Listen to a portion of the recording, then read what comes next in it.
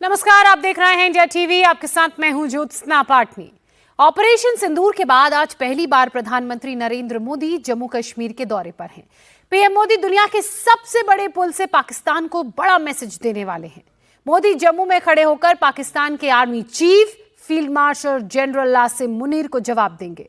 मोदी के इस दौरे को लेकर पूरे पाकिस्तान की धड़कनें बढ़ी हुई हैं। पाकिस्तानी फौज की हालत खराब है, पाकिस्तान के मंत्रियों की हालत नाजुक है। आज प्रधानमंत्री पाकिस्तान को आखिरी चेतावनी देंगे। 7 जून को पक्का कुछ बड़ा होगा। 7 जून की तारीख पाकिस्तान ने कैलेंडर में से क्यों निकाली है, ये आपको बताते हैं हमारी इस रिपोर्ट में।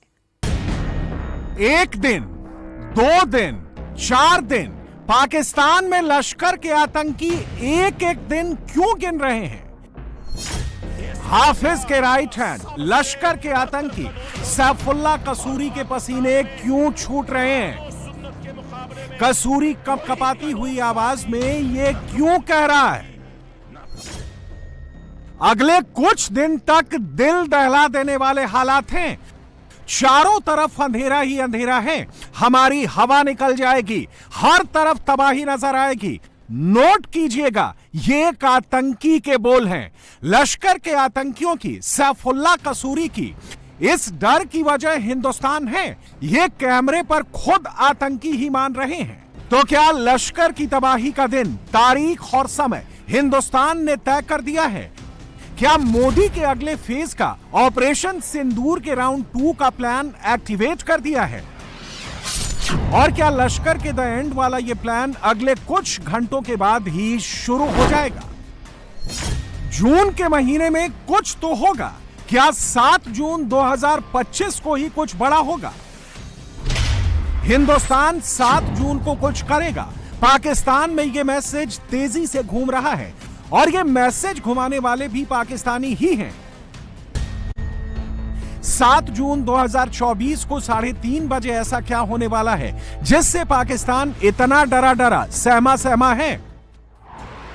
तो नोट कर लीजिए, 7 जून 2025 को भारत पाकिस्तान इंटरनेशनल बॉर्डर के बेहद करीब दोपहर 3:30 से रात के 9:30 बजे तक इंडियन एयरफोर्स एक लार्ज स्केल वॉर एक्सरसाइज करने जा रही है।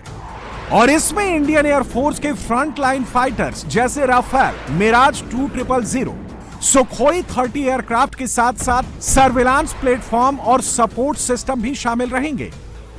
वैसे आपको एक दिलचस्प बात बताते हैं, क्योंकि इस वक्त 7 तारीख का जिक्र सुनते ही पाकिस्तान में सबके पसीने छूटने लगते हैं, शहबाज कांपने लगते हैं, मुनीर थर्राने लगते हैं। सवाल है, 7 तारीख का नाम आते ही पाकिस्तान की सिट्टी पिट्टी क्यों गुम हो जा रही है? पाकिस्तानी 5 जून से ही 48 घंटे के स्क्रिप्ट क्यों पढ़ने लगे हैं? इसकी वजह यह है कि आने वाले 7 जून का पिछले महीने की 7 मई से एक तगड़ा कनेक्शन है।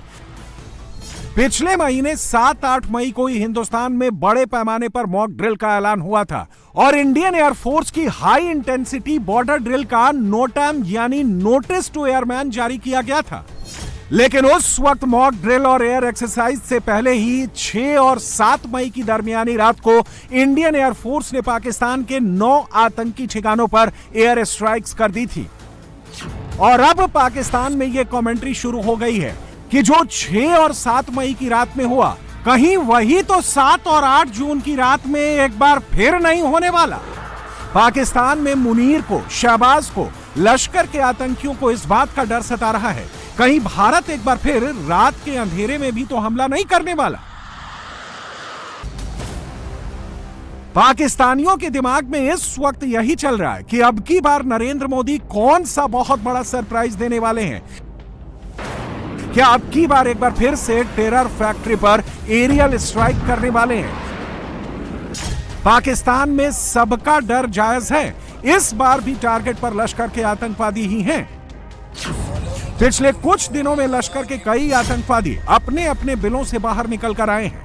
सैफुल्लाह कसूरी से लेकर अमीर हमजा तक, अमीर हमजा से लेकर कारी मोहम्मद याकूब शेख तक, इन सबने पिछले कुछ घंटों में हिंदुस्तान के खिलाफ जहर उगला है, भारत के खिलाफ जिहाद की धमकी दी है और यह सिलसिला इस वक्त भी जारी है। पाकिस्तान में मौजूद ये सारे आतंकी अब एक बार फिर से इकट्ठा होने लगे हैं। पाकिस्तान के जिस रहीम यार खान एयरबेस को हिंदुस्तान ने तबाह किया, वहां भी आतंकवादियों ने माइक पकड़कर टेबल कुर्सी सेट कर मीटिंग शुरू कर दी है। और तो और लश्कर-ए-तैयबा के आतंकवादियों ने तो पाकिस्तान में बाकायदा अपनी पॉडकास्ट शुरू कर दी है। कैमरे पर आकर भारत को धमकी देनी शुरू कर दी है। लेकिन इस धमकी में भी एक डर है। लश्कर का यह आतंकी खुद ही हिंट दे रहा है कि हो सकता है कि हिंदुस्तान का अगला टारगेट हाफिज मोहम्मद सईद ही है। सोचिए, पाकिस्तान में बैठे आतंकवादी खुद ही कैमरे पर कबूल कर रहे हैं कि 7 जून वाला खतरा बहुत बड़ा है। हिंदुस्तान के अटैक का रिस्क बहुत ज्यादा है और इसकी सबसे बड़ी वजह नरेंद्र मोदी हैं, जिनका नाम पाकिस्तान में बैठा हर चेहरा रिपीट मोड में लिए जा रहा है। इस वक्त ना पाकिस्तान के लोग चैन से सो पा रहे हैं, ना पाकिस्तान में पल रहे आतंकवादी चैन की सांस ले पा रहे हैं। सारे के सारे थोड़ी थोड़ी देरी में आसमान की ओर ही निहार रहे हैं, कहीं हिंदुस्तान की मिसाइल तो नहीं आ रही।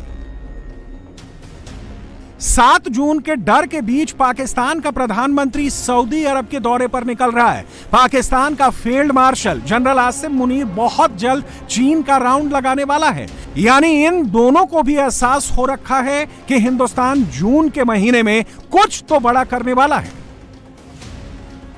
डर का आलम तो ऐसा है कि पाकिस्तान में जिस भी लोकेशन पर लश्कर या जैश के आतंकी जमा हो रहे हैं, तकरीरें दे रहे हैं, वो या तो वहां बुलेट प्रूफ शीशे के भीतर खड़े होकर माइक पकड़ रहे हैं, या फिर जब बोलना शुरू कर रहे हैं तो भारत पर हमले की बात करते करते भी डरे डरे ही दिख रहे हैं। हिंदुस्तान की एयरफोर्स 7 जून को इन्हीं आतंकवादियों का इलाज करने के लिए वॉर एक्सरसाइज कर रही है। और भारत के तेवर देखकर शहबाज, बिलावल, मुनीर, इशाक डार सबके सब अभी से गिड़गिड़ाने लगे हैं। इशाक डार भारत से डायलॉग की बात करने लगे हैं। शहबाज शरीफ अमेरिकी राष्ट्रपति डोनाल्ड ट्रंप से मिन्नतें मांगने लगे हैं और मोदी से एक बार बात करवा दो, डायलॉग करवा दो, इसकी भीख मांगने लगे हैं। ट्रेड की बात करने लगे हैं। 24 अप्रैल से अब तक मोदी अपनी हर स्पीच में क्लियर कर चुके हैं, साफ साफ कह चुके हैं कि पाकिस्तान से टेरर और टॉक साथ साथ नहीं होगी, टेरर और ट्रेड भी साथ साथ नहीं होगी। बात सिर्फ टेरर पर होगी, बात सिर्फ पीओके पर होगी।